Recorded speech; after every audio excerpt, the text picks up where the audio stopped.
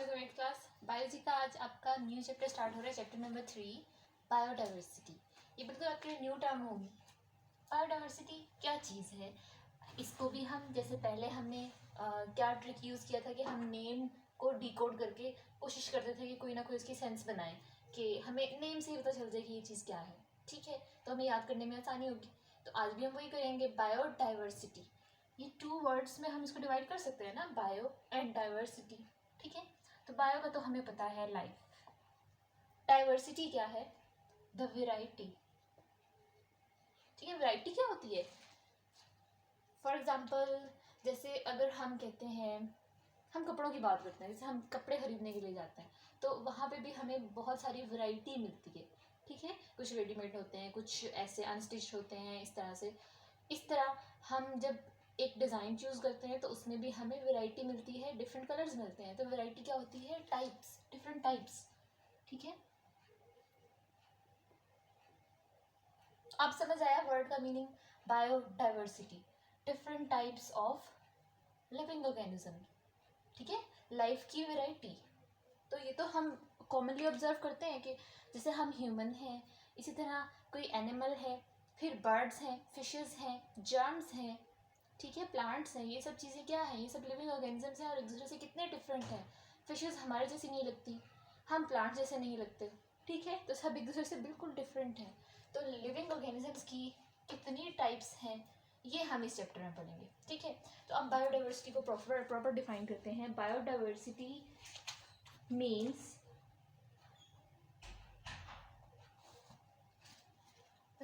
It is the study.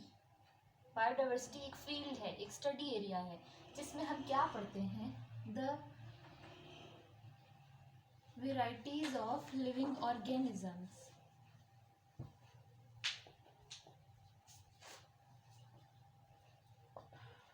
which live in different ecosystems। क्या मतलब है? लिविंग ऑर्गेनिजम्स की डिफरेंट टाइप्स जो कि डिफरेंट इकोसिस्टम्स में रहती हैं। डिफरेंट इकोसिस्टम्स मतलब ये जो हमारी हमारी अर्थ है, इसमें बहुत सारे अलग अलग रीजन हैं। जैसे ये जो एरिया है, हम कह सकते हैं कि सपोज़ हम इसको इस तरह से डिवाइड करें कि क्लाइमेट की बेस पे अर्थ जो है वो डिफरेंट रीजन्स में डिवाइडेड है। जैसे कि कुछ रीजन्स हैं जहाँ पे हर वक्त स्नो रहती है। ठीक है, हर वक्त यानी पूरा पूरा साल वहाँ पे स्नो फॉलिंग ही होती रहेगी, कभी कभी धूप निकलेगी, लेकिन वहाँ की स्नो कभी ख़त्म नहीं होती। तो वहाँ का इन्वायरमेंट बिल्कुल डिफरेंट होगा ना। अगर हम वहाँ जाके रहते हैं तो हमें बहुत ज़्यादा मुश्किल होगी, हर वक्त इतनी ठंड होगी, हर वक्त वहाँ पे बर्फ़ ही रहेगी। ठीक है, तो वहाँ पे रहना कुछ और तरह की कंडीशंस होंगी। उसके अपोजिट किसी डेजर्ट में रहना किसी और तरह की कंडीशंस होंगी। ठीक है, एक डेजर्ट और एक स्नो वाला एरिया, कितना डिफरेंस होता है इन दोनों में। डेजर्ट में क्या होता है? हमें पानी नहीं मिलता। स्नो वाले एरिया में क्या होता है? हमें लैंड नहीं मिलता, क्योंकि हर वक्त स्नो ही पड़ी रहेगी ऊपर, हमें प्लांट्स नहीं मिलेंगे। ठीक है, तो इस तरह जो डिफरेंट इन्वायरमेंट में जो एक कम्युनिटी, जो डिफरेंट कम्युनिटीज़ रह रही होती है, जो पॉपुलेशंस रह रही होती हैं डिफरेंट इन्वायरमेंट्स में, तो वो अपने इन्वायरमेंट के साथ मिलके एक इकोसिस्टम बनाती हैं। ठीक है, एक पर्टिकुलर एरिया में जो भी ग्रुप ऑफ ऑर्गेनिजम्स रह रहे हैं कलेक्टिवली किसी एक एरिया में इकट्ठे रह रहे हैं, वो अपने environment and that living organisms, उन दोनों को कलेक्टिवली हम कहेंगे इट इज़ एन इकोसिस्टम। ठीक है, तो अब हम देखते हैं कि इस तरह के कितने रीजन्स हैं। अब जो मैं टॉपिक कराने लगी हूँ वो छोटा सा है, लेकिन ये आपकी बुक में मेंशन नहीं है, तो आप इसको नोट कर लो।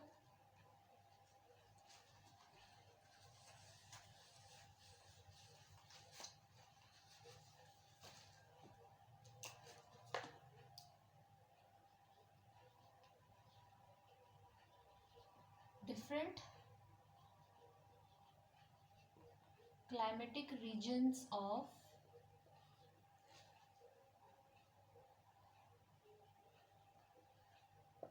या फिर अर्थ। ठीक है, वर्ल्ड या अर्थ के different climatic regions, total 6 regions हैं। हम उनको देखते हैं अभी वन बाय वन।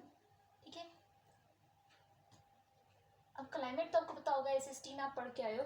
क्लाइमेट क्या होता है? क्लाइमेट कि एक एरिया में जैसे फॉर एग्जांपल पंजाब की बात करते हैं, हमारा जो प्रोविंस है जिसमें हम रह रहे हैं, तो एक एरिया में ओवरऑल किस तरह का सीज़न रहता है, ठीक है, यानी उसके डेज में कितना टेम्परेचर होता है, उसकी नाइट्स में कितना टेम्परेचर होता है, उसमें एवरेज कितनी रेनफॉल होती है, ये सब चीज़ें, ठीक है। उसकी सर्दियों का कितना स्पैन होता है, मतलब कितनी ड्यूरेशन होती है, ठंड क्या बहुत ज़्यादा पड़ती है या कम पड़ती है, ये सारा उसका उसका जितने भी उसमें सीजन्स आते हैं ना, ओवरऑल उस एरिया के, उन सबको हम क्लाइमेट कहते हैं, उस एरिया का क्लाइमेट कहते हैं, ठीक है।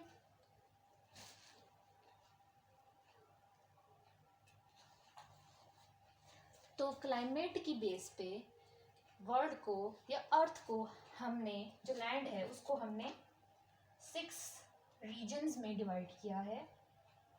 हम स्टार्ट करते हैं एरिड से, द एरिड रीजन या arid zone, second temperate zone, third tropical zone,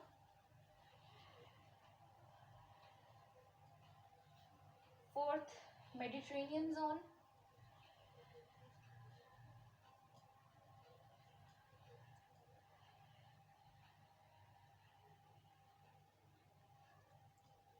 fifth Tundra, ठीक है, और सिक्स लास्ट है पोलर जोन, ठीक है। अब हम देखते हैं कि एरिड जोन, हम लैंड के किस पार्ट को एरिड कहेंगे, जिसका क्लाइमेट कैसा हो, वेरी हॉट रहे ओवरऑल, उसमें बहुत ज़्यादा गर्मी पड़ती है जैसे कि डेजर्ट्स में होता है, ठीक है, very hot climate, and hot के साथ साथ क्या, एक्सट्रीम ड्राई भी हो, ड्राई मीन्स रेनफॉल ना हो वहाँ पे, जैसे डेजर्ट्स में होता है, ठीक है, बहुत ज़्यादा टेम्परेचर होता है वहाँ पे और रेनफॉल भी बहुत कम होता है, ठीक है। तो एरिड जोन हम उन सारे डेजर्ट्स को और उन सारे एरियाज को कहेंगे जहाँ पे the average temperature is very high, ठीक है, एंड जो क्लाइमेट है इट इज़ वेरी ड्राई, वहाँ पे बहुत कम रेनफॉल होती है और मैक्सिमम टेम्परेचर होता है, ठीक है। अब हम टेम्परेट जोन देखते हैं। टेम्परेट जोन, पहले हम इसको देखते हैं पोलर जोन, क्योंकि एरिड जोन और पोलर जोन एक दूसरे के एग्जैक्टली ऑपोजिट है। पोलर जोन वो होगा जहाँ पे स्नो रहेगी ऑल ईयर, ठीक है, पूरा साल स्नो रहनी है, यहाँ पे कभी भी स्नो खत्म नहीं होती इसकी, ठीक, जहाँ पे ग्लेशियर्स होते हैं, ठीक है। तो पोलर जोन में लाइफ एग्जिस्ट, आप कह सकते हो ऑलमोस्ट यहाँ पे लाइफ एग्जिस्ट नहीं करती, कुछ एग्जिस्ट करती भी है तो बहुत बहुत फ्यू नंबर्स ऑफ स्पीशीज यहाँ पे होती हैं, ठीक है। अब हम देखते हैं टेम्परेट जोन। टेम्परेट जोन का मतलब है जहाँ पे विंटर इज कोल्ड, ठीक है, बट समर इज माइल्ड, मतलब इतनी खास गर्मी नहीं होती, लेकिन जो विंटर है वो बहुत कोल्ड होता है, ठीक है। फिर ट्रॉपिकल जोन आता है। ट्रॉपिकल जोन में हम क्या देखेंगे, यहाँ पे सबसे ज़्यादा रेन होती है, ठीक है, रेनी एंड फॉरेस्ट होते हैं बहुत ज़्यादा, बहुत घने जंगलात होते हैं इसमें, जंगलात औरों में भी होंगे, लेकिन जो ट्रॉपिकल जोन है इसकी कैरेक्टरिस्टिक प्रॉपर्टी क्या है, हैवी रेन्स, बहुत ज़्यादा फ्रिक्वेंट और हैवी रेन्स होंगी यहाँ पे, और बहुत ज़्यादा फॉरेस्ट होंगे इसमें, ठीक है, प्लांट्स की पॉपुलेशन बहुत ज़्यादा होगी, ठीक। लेकिन एक चीज़ और आपने याद रखनी है, यहाँ पे गर्मी होती है, हॉट एरिया है, आप इसको कैसे डिफाइन कर सकते हो, hot area and wet, hot and wet area, ठीक है। एरिड जोन क्या था, very hot but dry area. Tropical zone कौन सा है, हॉट एंड वेट एरिया, ठीक है। मेडिटेरेनियन जोन, इसमें क्या होगा, winter is mild but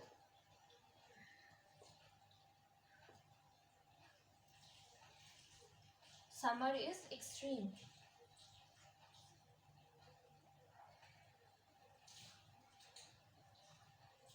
extreme plus dry, ठीक है। ड्राई का क्या मतलब है, मीन्स यहाँ पे रेनफॉल बहुत कम होगी। टुंड्रा कौन सा वाला एरिया है, इसमें क्या होगा, it is a very cold region, आप वेरी कोल्ड रीजन कह सकते हो इसको। एंड जैसे कि जहाँ पे अक्सर स्नोफॉल हो, ये पोलर जोन से थोड़ा सा डिफरेंट है। पोलर जोन में क्या होता है कि यहाँ पे पूरा साल ही बर्फ़ रहती है, ठीक है, ये हर वक्त बर्फ़ से ढके रहेंगे, कभी भी बर्फ़ कम नहीं होगी यहाँ पे, ठीक है। लेकिन टुंड्रा इससे थोड़ा सा आप कह सकते हैं थोड़ा सा लो लेवल है, जिसमें बहुत कोल्ड इन्वायरमेंट होता है ड्यू टू स्नोफॉल होती रहती है, लेकिन इससे कम, ठीक है, पोलर जोन से कम।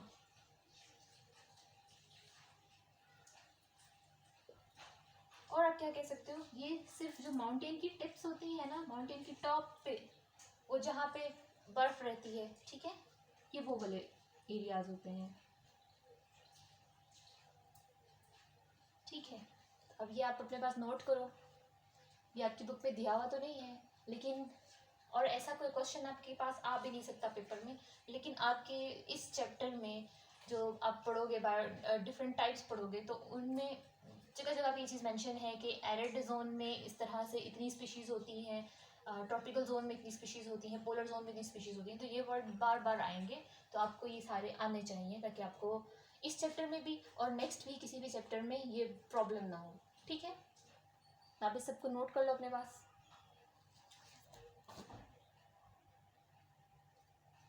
अब हम एक चीज़ और देखते हैं कि आपकी बुक में मेंशन है कि जो डिफरेंट टाइप्स हैं, जैसे अभी मैंने बताया है कि ये जो जोन है यहाँ पे बहुत ही कम लिविंग ऑर्गेनिज्म सर्वाइव कर सकेंगे, क्योंकि यहाँ पे हर वक्त ग्लेशियर्स होंगे, हर वक्त बर्फ़ होगी, ठीक है।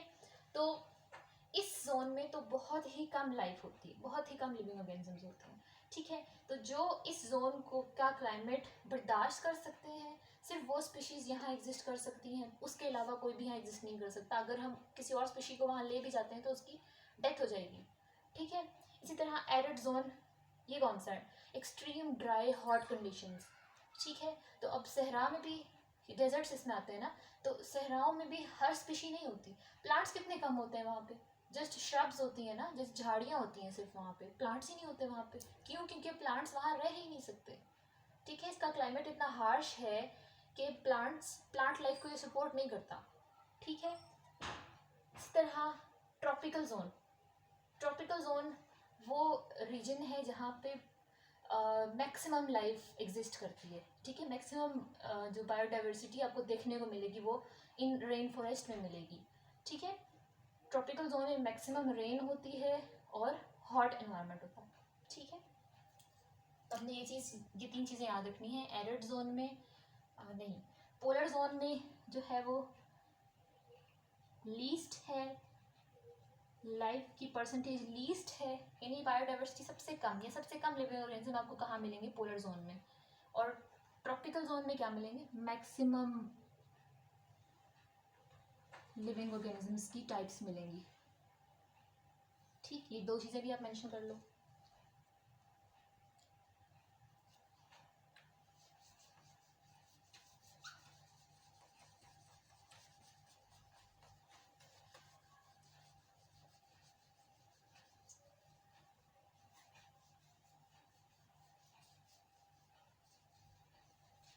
अब हम दो जनरल टर्म्स देखते हैं बायोडाइवर्सिटी की।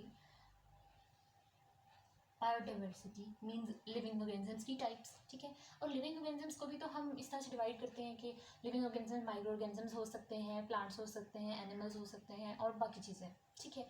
तो बेसिकली हम जो टू मेजर ग्रुप्स लेते हैं वो रफ एस्टिमेट अगर हम लगाएं तो रफली हम लिविंग ऑर्गेनिजम्स को प्लांट और एनिमल में ही कंसिडर करते हैं, ठीक है। तो बायोडाइवर्सिटी अगर हम प्लांट्स की स्टडी करें तो प्लांट की जो जितनी भी टाइप्स हैं इस वर्ल्ड में, प्लांट की जितनी भी टाइप्स हैं उन सबको हम क्या बोलते हैं, the flora. Plant diversity is termed as flora. Flora कैसे याद रखोगे आप, फ्लावर से, ठीक है। फ्लावर और फ्लोरा में थोड़ा सा राइमिंग है ना इसके साथ, ठीक है। और अगर हम एनिमल डाइवर्सिटी स्टडी करें तो animal diversity is called fauna. ठीक है, ये जस्ट 2 टर्म्स हैं, आपने याद रखनी है।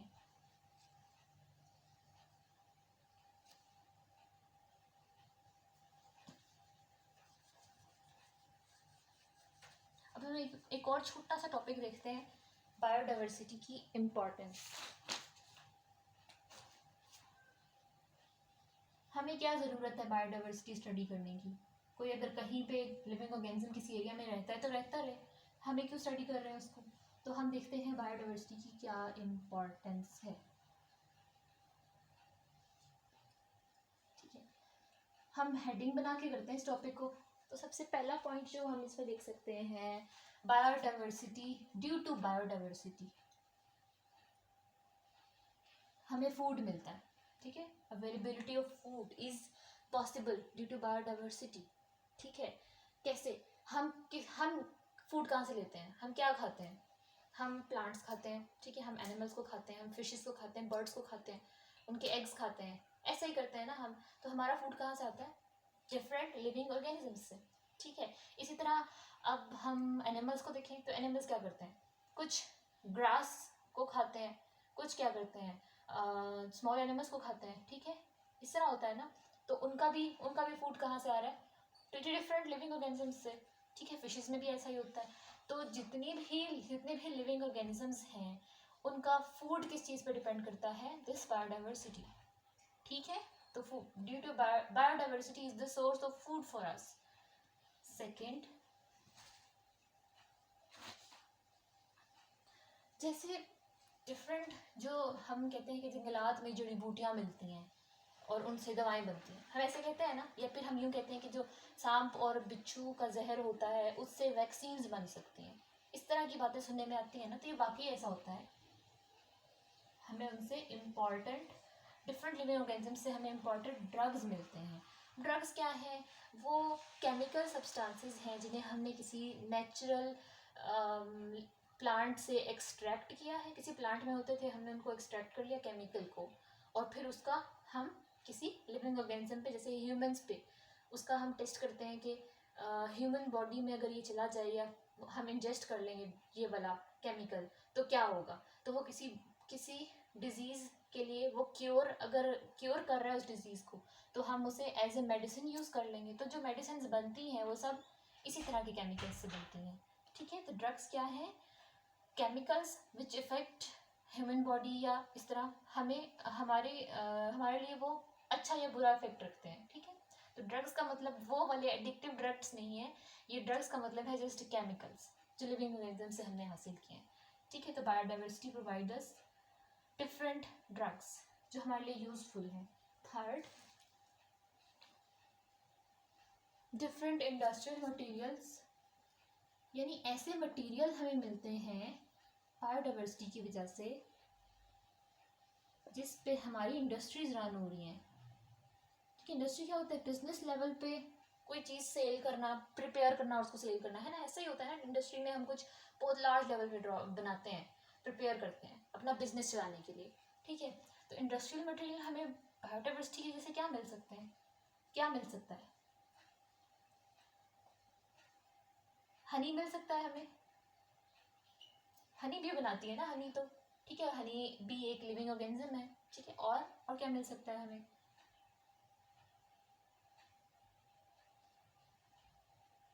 हमें रबड़ मिलता है। रबड़ जो हम देखते हैं, जो इलास्टिक सा होता है, ये रबड़ हमें ट्रीज से मिलता है। क्योंकि जो रबड़ ट्री होता है ना, उसके अंदर से ये एक्सक्रीट होता है, नेचुरली प्रोड्यूस होता है। ठीक है, और क्या मिलता है हमें? इसी तरह स्टिकी गम्स मिलती हैं, रेजिन्स मिलती हैं। ठीक है, ये सब प्लांट्स में से मिलते हैं। प्लांट के अंदर नेचुरली ये चीज़ें प्रोड्यूस होती हैं और फिर हम उन्हें कलेक्ट करके और फिर उनसे डिफरेंट अपने यूज़ के लिए चीज़ें बनाते हैं। ठीक है, और क्या होता है? लेटेक्स, और क्या चीज़ें होती हैं? Different oils. ठीक है, फोर पॉइंट। एक चीज़ तो हम भूल ही गए बहुत इंपॉर्टेंट, क्या ट्री से वुड नहीं मिलती? और वुड से हम क्या करते हैं, कंस्ट्रक्शन करते हैं ना, ठीक है। नंबर 4 हम देखते हैं जो डिफरेंट लिविंग ऑर्गेनिजम्स होते हैं वो एक दूसरे को सपोर्ट भी कर रहे होते हैं, एक दूसरे पे डिपेंड भी कर रहे होते हैं, ठीक है। फॉर एग्जांपल अगर हम किसी फॉरेस्ट की एग्जांपल लेते हैं तो फॉरेस्ट में किस तरह का सिस्टम होगा, किस तरह का इकोसिस्टम होगा। एक लॉयन है वो किसी गोट को खाता है, ठीक है, गोट्स की तो पॉपुलेशन कम हो जानी चाहिए, सही। फिर गोट्स किसको खाती हैं, गोट्स क्या ग्रास को खाती हैं। तो इस अगर सारी गोट्स ही होंगी, कोई लॉयन नहीं होगा उस एरिया में, सब गोट्स ही होंगी, तो गोट्स की पॉपुलेशन बहुत ज़्यादा हो जाएगी। गोट्स ज़्यादा होगी तो क्या होगी, वो सारा ग्रास ख़त्म कर देंगी, ठीक है। तो लैंड में से ग्रास ख़त्म हो गया, ठीक। तो बाकी ऑर्गेनिजम्स जो कि ग्रास खाते थे तो वो क्या करेंगे, तो इस तरह तो एक प्रॉब्लम आ गया ना इस नेचुरल सिस्टम में, फूड कम हो रहा है, ठीक है। तो इसको बैलेंस करने के लिए लॉयंस की पॉपुलेशन ज़रूरी है, ठीक। फिर लॉयंस बहुत ज़्यादा हो जाएंगे तो क्या होगा, वो सारे ही एनिमल्स को मार देंगे, ऐसा ही होगा ना। तो लॉयंस की पॉपुलेशन कंट्रोल करने के लिए ह्यूमन है ना, ठीक है, ह्यूमन भी तो उनको कहीं पे अगर लॉयंस बहुत ज़्यादा, अब तो बहुत कम हो गए हैं तो इसलिए जो हंटिंग है वो बैन हो चुकी है, ठीक है। लेकिन पहले हम लोग क्या करते थे, पहले ह्यूमन क्या करता था, उसको जब शौक होता था शिकार का तो वो जाकर इनको, लॉयन को, टाइगर को, इन लोगों, इन सबको हंट करता था, ठीक है, इनको किल कर देता था, ठीक। तो डिफरेंट लिविंग ऑर्गेनिजम्स जो हैं, जो एक दूसरे से डिफरेंट हैं, एक दूसरे पर डिपेंड करते हैं, वो मिलकर एक इकोसिस्टम को बैलेंस करते हैं, ठीक है। जैसे कि अगर हम रैट की एग्जांपल लेते हैं, अगर किसी जगह पे कैट्स ना होती, फॉर एग्जांपल कैट्स ना होती, एक टाइप का लिविंग ऑर्गेनिज्म ना होता तो क्या होता, कैट्स ना होती तो इसका मतलब है कि रैट्स को खाने वाला कोई ना होता, ठीक है। तो रैट्स बहुत ज़्यादा हो जाते, रैट बहुत ज़्यादा हो जाते तो वो तो हमारी प्रॉब्लम कॉज करते, बीमारियां भी फैलती, और वो हमारी जो फसलें, ये जो गंदम और ये जो चीज़ें होती हैं जो हम स्टोर करते हैं चीज़ें, ये सब खा जाते, ठीक है। तो ये तो हमारे लिए डैमेजिंग था, ठीक। तो हम लोग इफेक्ट हो रहे हैं, हम भी तो लिविंग ऑर्गेनिज्म हैं, हम उनसे इफेक्ट हो रहे हैं, ठीक है, वो हमारा फूड ख़त्म कर रहे हैं, ठीक है। तो अगर कैट्स ना होती तो इकोसिस्टम डिस्टर्ब हो जाता, इसलिए हर लिविंग ऑर्गेनिज्म जो है, हर लाइफ की जो टाइप है, हर लिविंग ऑर्गेनिज्म वो इकोसिस्टम को मैनेज करने के लिए, बैलेंस करने के लिए, सपोर्ट करने के लिए इम्पॉर्टेंट है, ठीक है। तो बायोडाइवर्सिटी सपोर्ट्स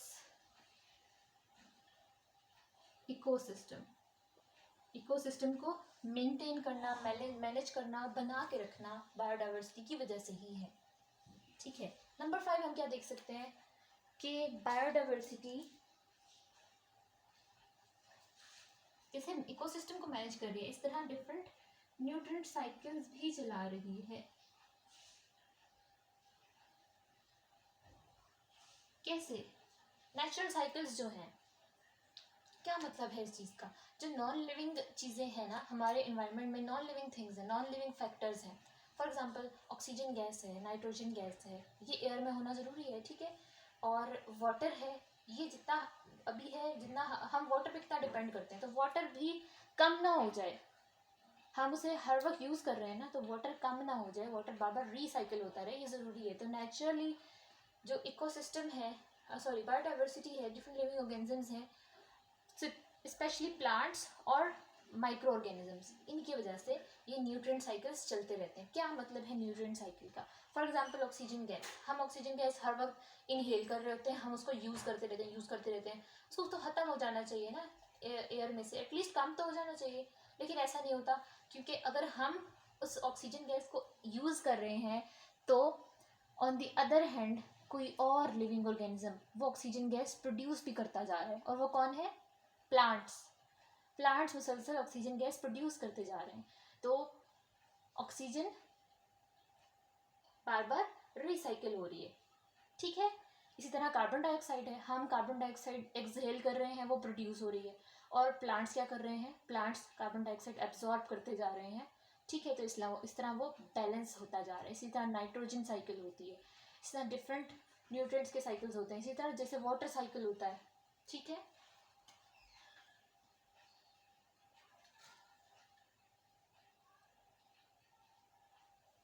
एक और चीज़ है, ड्यू टू बायोडाइवर्सिटी या different types of living organisms हमारी सॉइल्स फर्टाइल होती हैं, ठीक है। इट मेक्स सॉइल्स फर्टाइल, हम ऐसे लिख सकते हैं, it helps making soil fertile. Fertile क्या मतलब, ताकि उनमें प्लांट्स ग्रो कर सकें। अब सॉइल भी हर तरह की सॉइल में तो प्लांट नहीं ग्रो कर सकता। डेजर्ट्स में प्लांट क्यों नहीं होते, क्योंकि वहाँ की सॉइल उसको सपोर्ट नहीं कर रही, ठीक है। वहाँ तो सैंड है ना, बहुत लार्ज लार्ज पार्टिकल्स हैं, वो वाटर रिटेन ही नहीं करती, उसके अंदर मिनरल्स ही नहीं है, ठीक है। तो वो सॉइल, वहाँ की जो सॉइल है वो प्लांट लाइफ को सपोर्ट नहीं कर रही, वो फर्टाइल नहीं है, इसलिए वहाँ पे प्लांट लाइफ एग्जिस्ट नहीं कर सकती, सिर्फ श्रब्स होते हैं, ठीक है। तो और ऑन द अदर हैंड आपने एक फॉरेस्ट की देखी होगी, फर्टाइल सॉइल देखी होगी। फॉरेस्ट की सॉइल कैसी होती है, डार्क कलर की होती है, कंपोस्ट फॉर्म में होती है, मतलब एक जुड़ी हुई होती है, ठीक है, एक दूसरे के साथ, ठीक। तो वो उसके अंदर वो न्यूट्रिएंट रिच होती है, उसके अंदर बहुत ज़्यादा न्यूट्रिएंट्स होते हैं, वो सारे आइंस होते हैं जो प्लांट को चाहिए, यानी प्लांट का फूड होता है उसके अंदर, ठीक है। तो ड्यू टू बायोडाइवर्सिटी ही ये पॉसिबल है कि हमारी सॉइल्स फर्टाइल रहें, ठीक है।